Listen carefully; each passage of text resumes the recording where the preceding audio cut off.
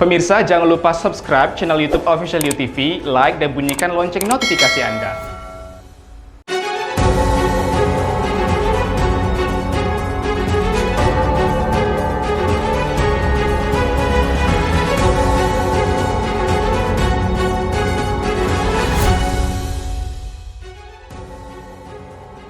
Polisi ringkus pemalsu surat keterangan PCR untuk perjalanan 23 mahasiswa Kendari.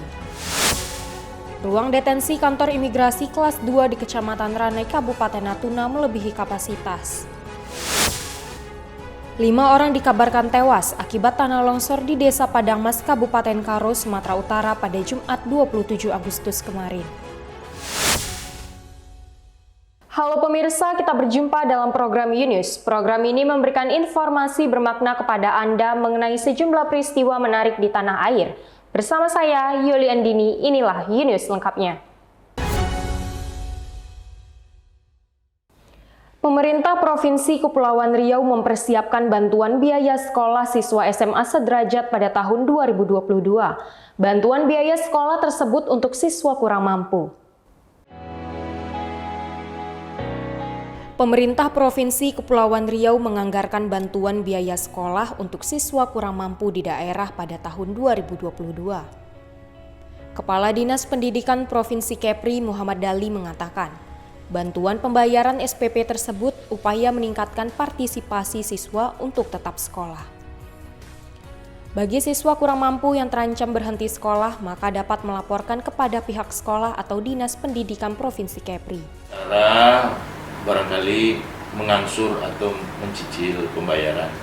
Nah, insya Allah pemerintah Provinsi Kepri pada tahun 2022 dan hari ini kita sudah siapkan untuk tahun pelajaran 2022 nanti. Terhitung mulai Januari, pemerintah Provinsi sudah menyiapkan khusus kepada anak-anak yang kurang mampu untuk mengganti SPP sebagaimana yang sudah menjadi program. Dinas Pendidikan Kepri menginstruksikan kepada pihak sekolah, SMA dan sederajat agar dapat mentoleransi pembayaran SPP, upaya meringankan beban wali murid terutama bagi masyarakat terdampak COVID-19. Dari Tanjung Pinang, Kepulauan Riau, Muhammad Khairuddin, UTV mengabarkan. Pemirsa, polisi meringkus pemalsu surat keterangan PCR untuk perjalanan 23 mahasiswa Kendari. Dalam aksinya, pelaku memalsukan 2 tanda tangan dan cap surat keterangan PCR. Polres Kendari, Sulawesi Tenggara meringkus pelaku pemalsuan surat keterangan PCR untuk perjalanan 23 mahasiswa Kendari tujuan Jakarta. Pelaku Ilham Nurbaco alias Aco merupakan warga Kabupaten Konawe, Provinsi Sulawesi Tenggara, diamankan petugas pada 25 Agustus lalu. Polisi memeriksa 3 orang saksi dan menetapkan Aco sebagai tersangka pemalsuan surat keterangan PCR. Berdasarkan keterangan polisi, modus operandi pelaku memalsukan 2 tanda tangan dan cap surat keterangan PCR dengan harga Rp250.000 per lembar. Kita tetapkan, kita sidik pasal 263 ayat 1 dan 268, ancaman hukuman maksimal 6 tahun. Barang bukti yang kita sita 23 lembar surat PCR yang dipalsukan dan stempel serta HP. Modus operandi adalah tersangka memalsukan 2 tanda tangan pada surat tersebut dan stempel. Itu yang dilakukan oleh tersangka. Hingga saat ini Polres Kendari telah memeriksa 1 orang saksi dari pihak RSUD Bahtramas, 1 saksi dari Kantor Kesehatan Pelabuhan Kendari, dan 1 saksi dari Koordinator Mahasiswa. Tersangka dijerat pasal 263 ayat 1 dan 268 KUHP tentang pemalsuan surat dengan ancaman hukuman penjara maksimal 6 tahun. Dari Kendari, Sulawesi Tenggara, Kantor Berita Antara, UTV mengabarkan. Pemirsa, 88 desa di 7 kecamatan di wilayah Hulu, Kabupaten Katingan, Kalimantan Tengah terendam banjir. Banjir dikarenakan curah hujan yang tinggi dalam beberapa hari terakhir menyebabkan air Sungai Samba dan Sungai Katingan meluap. Aktivitas warga di 88 desa di wilayah Hulu, Kabupaten Katingan, Kalimantan Tengah lumpuh dikarenakan banjir pada Sabtu 28 Agustus. Curah hujan yang tinggi mengakibatkan air Sungai Samba dan Sungai Katingan meluap hingga menggenangi 88 desa. Masyarakat yang rumahnya terendam banjir lebih memilih untuk berdiam di rumah untuk menyelamatkan harta bendanya. Mereka juga khawatir datangnya banjir susulan dari wilayah hulu karena intensitas hujan masih tetap tinggi. Saat ini berbagai upaya telah dilakukan oleh pemerintah daerah bersama TNI dan Polri dalam mengevakuasi warga yang terdampak banjir. Air yang mengalir kiriman mulai dari Sanaman Mantikai, kemudian di TWS Garing, Pulau Malan, dan terakhir Katingan Hilir. Nah, ini yang masih kita antisipasi di 4 kecamatan ini. Oleh karena kondisi banjir ini merupakan banjir daripada curah hujan yang cukup tinggi, kemudian akhirnya luapan sungai tersebut. Ya.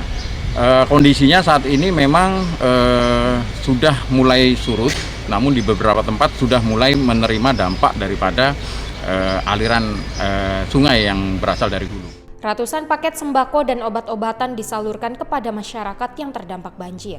Sementara pihak pemerintah Kabupaten Katingan terus melakukan koordinasi dengan pihak desa dan kecamatan untuk melakukan pendataan di lokasi terdampak banjir. Dari Palangkaraya, Kalimantan Tengah, Kantor Berita Antara, UTV mengabarkan. Pemirsa, ruang detensi kantor imigrasi kelas 2 di Kecamatan Ranai, Kabupaten Natuna melebihi kapasitas. Hingga saat ini, imigrasi Natuna menampung 180 ABK kapal asing yang belum dapat dipulangkan ke negara asal dikarenakan pandemi COVID-19. Maraknya penangkapan kapal asing beserta anak buah kapal yang mencuri ikan di perairan Natuna menyebabkan ruang detensi imigrasi di Natuna overkapasitas. Imigrasi kelas 2 Ranai Natuna menempatkan ruang detensi yang seharusnya diisi 40 orang terpaksa harus menampung 70 orang.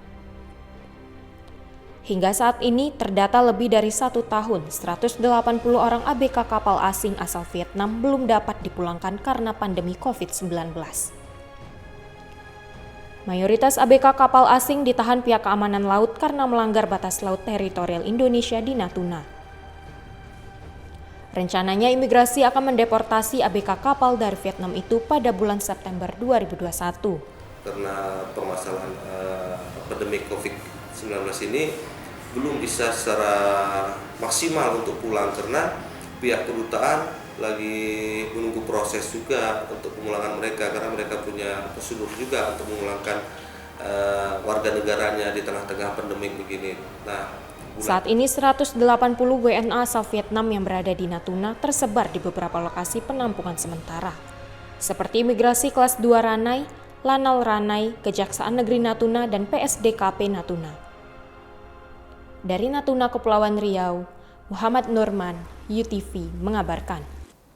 Pemirsa, situasi pandemi COVID-19 tidak menyurutkan para pelaku kekerasan untuk melakukan tindak kekerasan. Di Tangerang, Jawa Barat, polisi mengamankan 7 pelaku kekerasan dengan menggunakan senjata tajam. 5 diantaranya diketahui masih berada di bawah umur atau berstatus sebagai pelajar.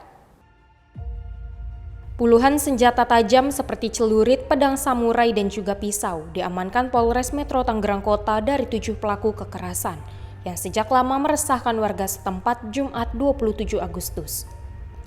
Selain puluhan senjata tajam, petugas juga mengamankan petasan tembak hingga motor milik pelaku. Dari 7 orang pelaku yang diamankan, 5 diantaranya masih berada di bawah umur atau berstatus pelajar.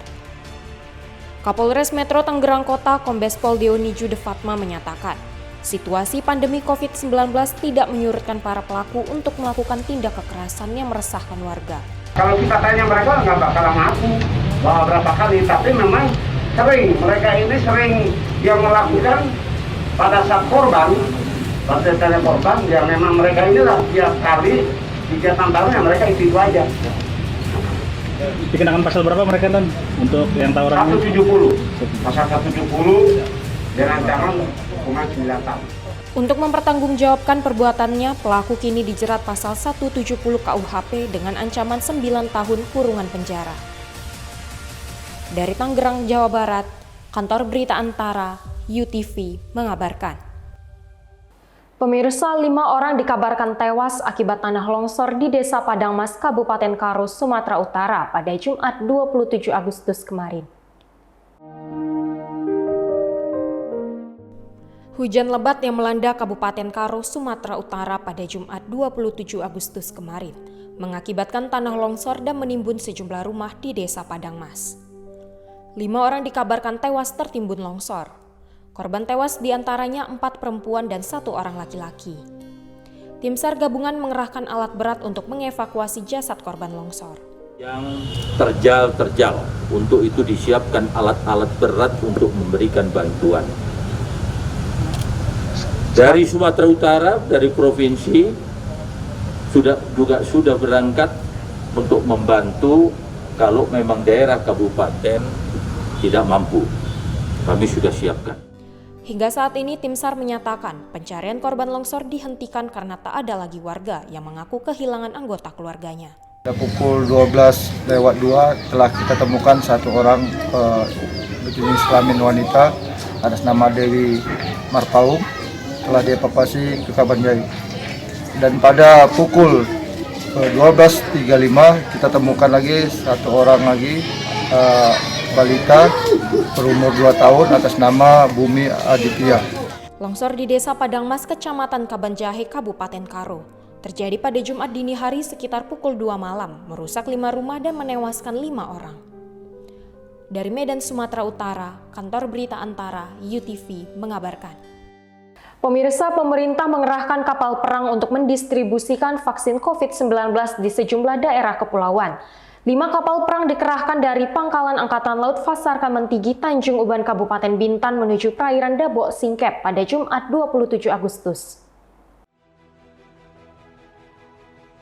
5 kapal perang Republik Indonesia terlihat bertolak beriringan dari Pangkalan Angkatan Laut Fasarkan Mentigi, Tanjung Uban, Kabupaten Bintan menuju perairan Dabok Singkep Lingga pada Jumat 27 Agustus. Misi kelima kapal perang ini untuk melakukan serbuan vaksinasi bagi warga terpencil yang mendiami gugusan pulau terpencil di Kabupaten Lingga.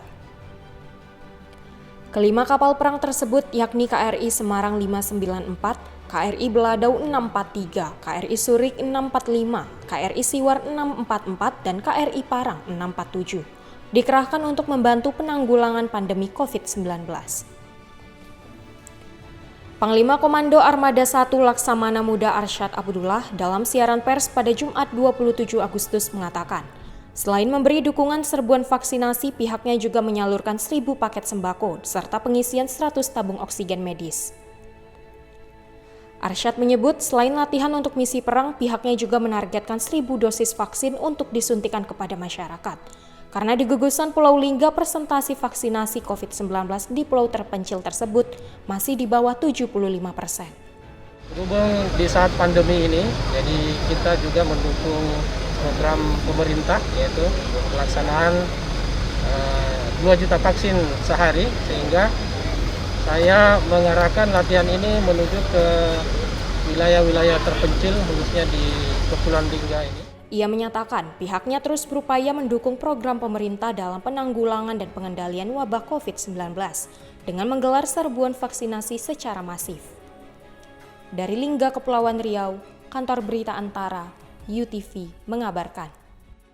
Transfer pemain pada musim panas tahun 2021 kembali dikejutkan dengan kabar pulangnya bintang sepak bola dunia Cristiano Ronaldo ke Manchester United Sabtu 28 Agustus.